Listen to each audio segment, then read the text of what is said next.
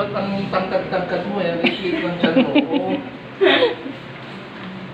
Diet. Nabili. Bakit diet ng diet? Oo. Diet pag lang, healthy food. Alam mo na. Hindi pa. O, tignan mo tuloy. Uy! Anong gusto? Babae sana. Ayan, sige babae. Babae natin ha. Sukatin ka muna. Perfect lang yung una. Bridge. Pero ikot pa naman yan.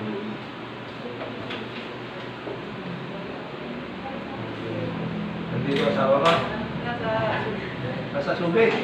Ano kanya patatablingin? Para umikot si baby. Pauwiin mo ng pauwiin para tumabling si baby mo. Ha? So si baby, 27 weeks, 1 day, September 13. Manganganak ka last week ng August hanggang September 13. Now, 1 kilo si baby, 2 pounds. So normal naman yung weight niya. So last week ng August hanggang September 13. So bibili na. Babae po. Tingnan natin. So ulo, na. Lapit mo lang para mas maganda pag malapit.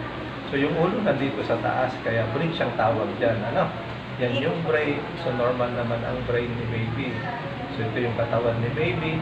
Yan yung pitik ng puso. Heartbeat ni baby. Malakas naman. 145 normal yun sa baby. Ito yung atay, katawan, pantong. So,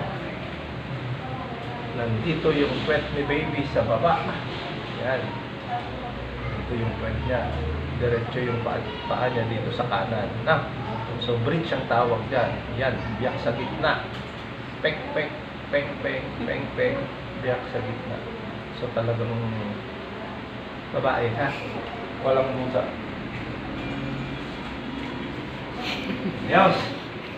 Hindi ko pa. Patamblingin ka din. Tama?